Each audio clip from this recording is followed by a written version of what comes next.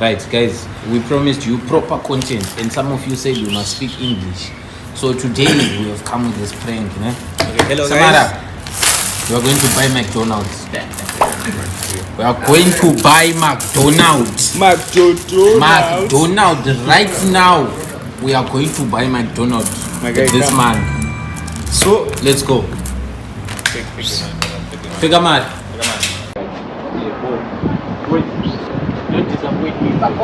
It's true.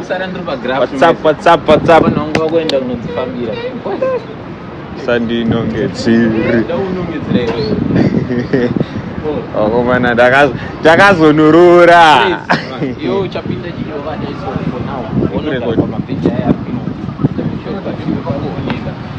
Sharp. Record now.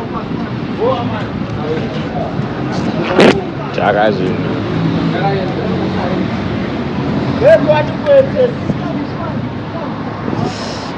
Ichu.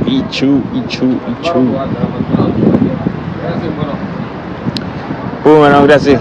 Ndakupinda. Chimodzokera mashure mbijani. Sir. Trying.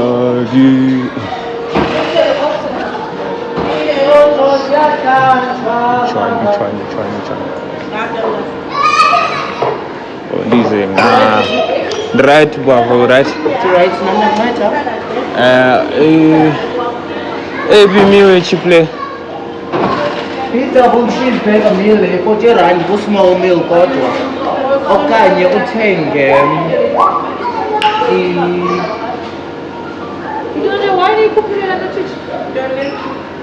occasion 50 rand by the Coke's rice stone is 0, which is number 7 from our menu.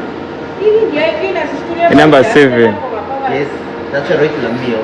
Then a small meal. Okay. Andazi imali enayo andazi ngifuna zoyivuma ke lezi coins apha. So nice. Right una ukuthi lichomo ufuna enkulu okanye Encinci. beef okanye chicken. Beef. Very Coke zero different. Even a Coke Zero kumali ngapha. 40 rand by the Coke zero. Okay, ngayifaka le Coke Zero. Yo, 50 cents hayi wena mfana ngintoni le? Imali ke sisi, imali yona nayo. Ana mali inyanga iphelile kaloku so nde salary ingene ka. 40 rand yaziphumela na.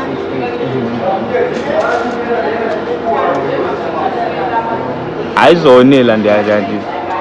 Ngayeli.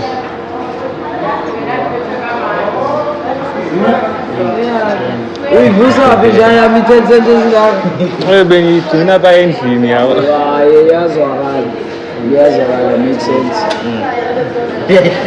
Namiyazidibanisa. Yazidibanisa nayo yabona ngoku ziyandinceda ke ngoku. So ufumane ukutya ke. We friends leyo. Uba hoyabo we friend kuphela. Ninja yami. Yeah. Ayiyo. Oh ayele yayo. Ayiyo. Izinto ezidibanisa nezinye zizi.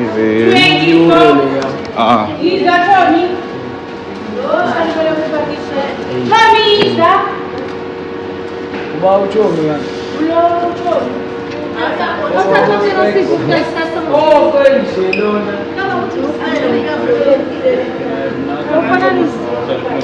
Sikumalini ke ngoku? Masongalo sabali. And I saw the way 40 rand manje. Ayikho to make it up. Ayizana even so big down. Let's get up. Hayi kanincedeni bafethu nilambile ke sa.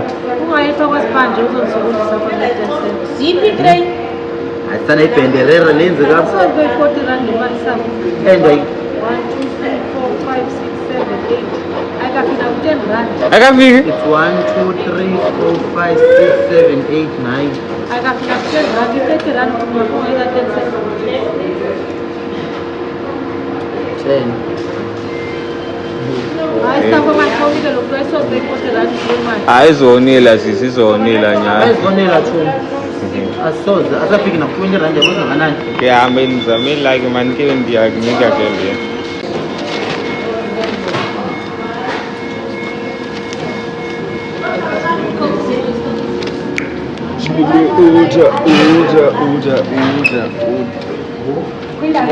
So yeah, ndabhadhara atazongoti havachingozotenga kuti iyo havaiverenga kaya look this was full.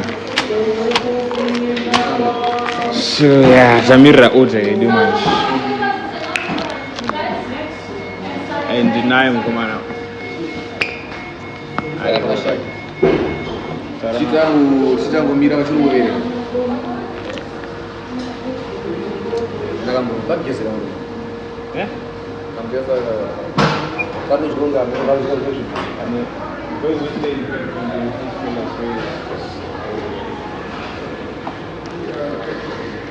nakamfesa karutsenga ngedhongi rutsenga rekeni kamurungu wakona kamurungu akumashire kwako katenge dhongi rutsenga rababa 385 yeah nokoleka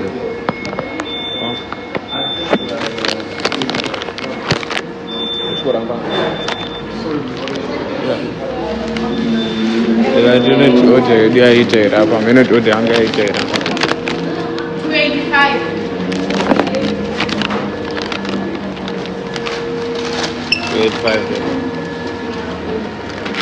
Course.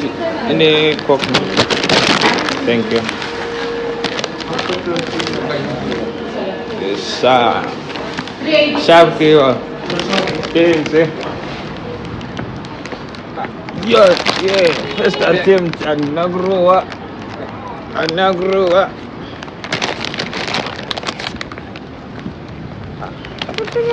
Bigger, but this was what? This is worth the coins though. Oh no, my coins are in Roji before. Nigga 20 rand. Coins and 20 rand on top. Put rand on top.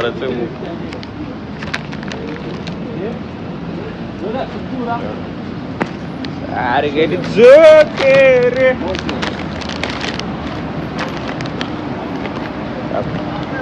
Guys, you know what you're supposed to do? This food, you're supposed to go with it in the streets and ask people questions, like trick questions. Whoever gets it right gets the food. So it's not supposed to be for us. For you, close it, man. We are being selfish. Problem ndio tunokara ufunga chikafu cha kuredesa. Baba ndiri nzara inini. Ah, go praise go. Hey guys, takutokuradza ichi begara che. Nekati zvingi Change.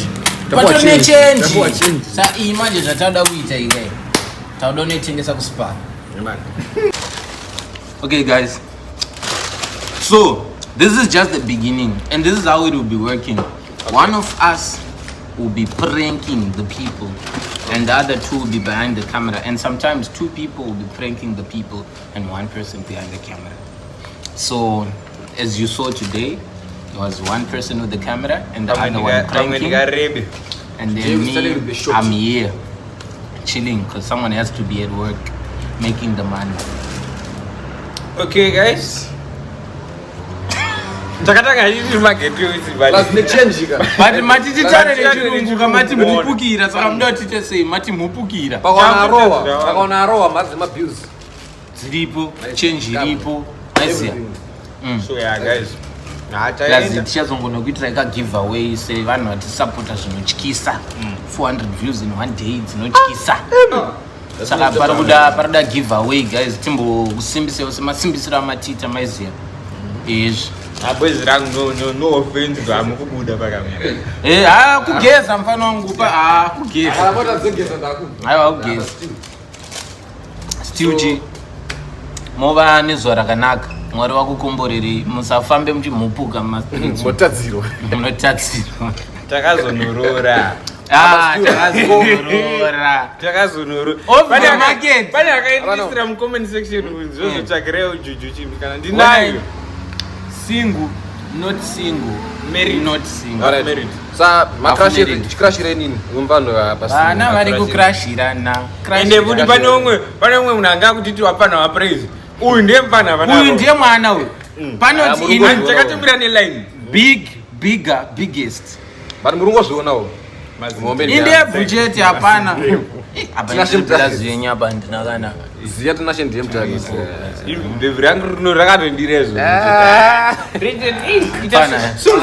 kuti mushukira tokutadzireyo guys subscribe maiziya molike mokomenta hazvimake sense kuti vanda 400 views vaine 80 subscribers but zvisinei tinotenda maiziya tiri family panapa tiri family hakuna zvekunzi mafanzi chichichiya zviko zviya zvizvo panapa tinenge tingori one big family maiziya zvamuda kutiite ndo zvatinoita sa munongonyora kuti mucomment section marisk ambayo tinoita toda kuzumburwa mamwe motomenshena nezita kuti airiski ndeapraise ndianitonge mombe patiri vanamusa mune musingoti praise kunyanya zvine mabhebhi mukati ebova sharp